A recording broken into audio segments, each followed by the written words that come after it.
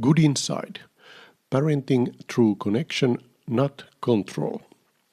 Dear Amelia Emberhart, parenting can sometimes feel like navigating a maze of big emotions, confusing behaviors, and moments that can test every ounce of patience.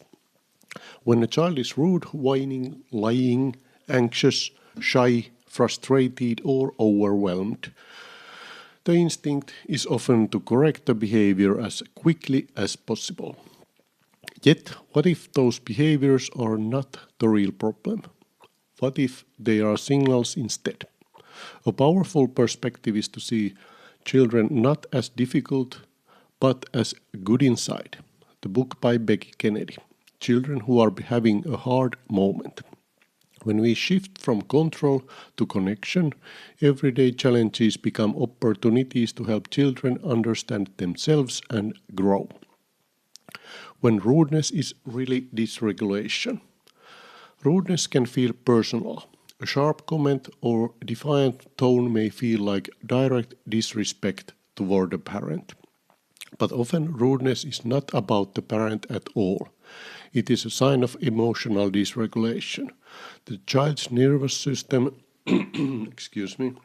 is overwhelmed and their words are simply the spillover. In these moments, the goal is not to take the bait. Instead, set a calm boundary while acknowledging the feeling behind the behavior. I will not let you speak to me that way. I see that you are very upset. Sometimes even less is needed. A small nod, a quiet moment of listening, or simply lowering your gaze can signal that you hear the emotion without escalating the conflict. The child feels seen without the moment turning into a battle. Whining is often helplessness. Whining can be exhausting for any parent. It is tempting to interpret it as entitlement or a lack of gratitude. More often, whining is an expression of helplessness. The child may not even be seeking a solution. Sometimes the whining itself is a way to release build-up feelings. In a strange way, the child is asking for a boundary that allows the emotion to move through. A helpful strategy is to pause and ground yourself first. Take a breath and signal your readiness to engage. I am ready. Humor can also help lighten the moment, as long as it does not become mockery. Another simple approach is to restate the request in a calm, polite voice, answer it yourself, and then take action. The message becomes clear.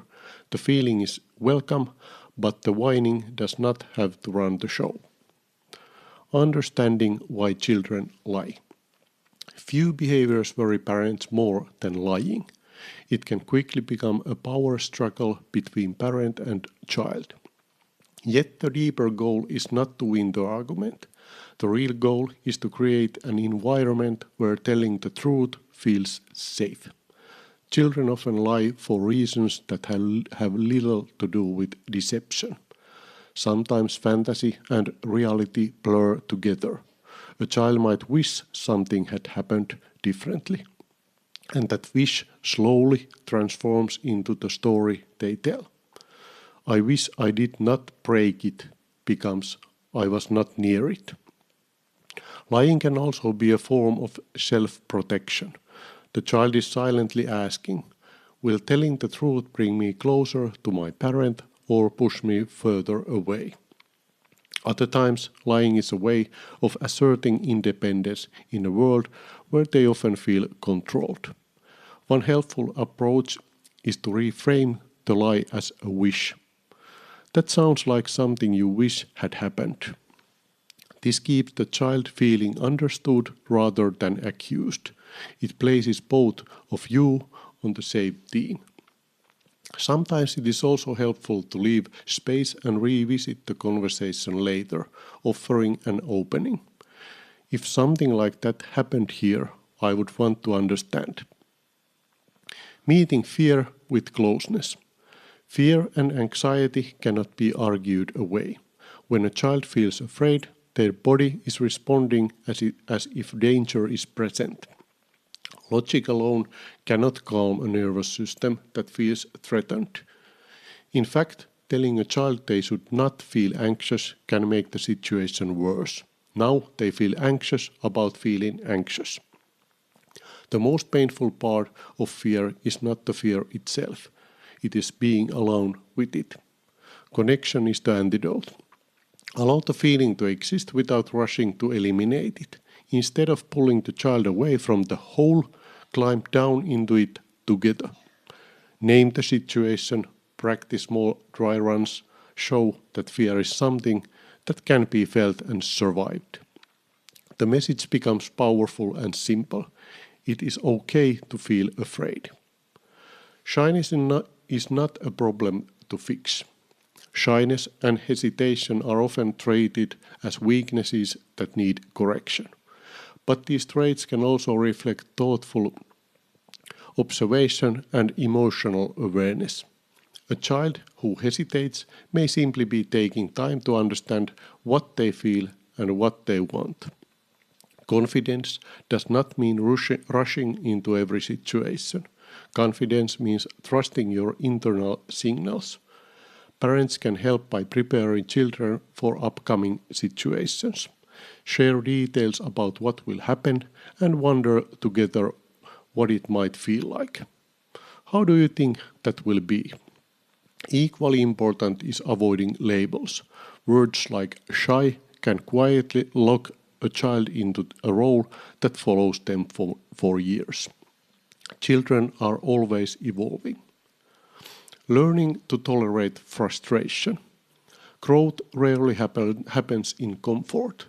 Children need opportunities to experience frustration, confusion, and difficulty. When adults rush to remove every obstacle, the child loses the chance to build resilience. One powerful shift is to focus less on success and more on effort. Struggling with the challenge is not a failure, it is learning in progress. This mindset becomes easier for a child when the parent is calm during the struggle. If the parent can tolerate the discomfort, the child learns that struggle is safe. Life often moves between two extremes, not knowing and knowing. The most meaningful growth happens in the messy middle. Simple mantras can help frame challenges as part of the journey. Mistakes become points toward learning, not evidence of failure. Trusting a child's internal signals. Children are often told what they should feel or do.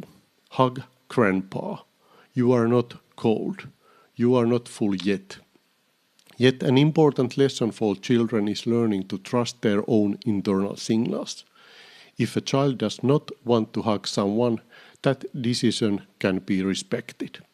Other people may feel disappointed, and those feelings are valid, but they are not the child's responsibility.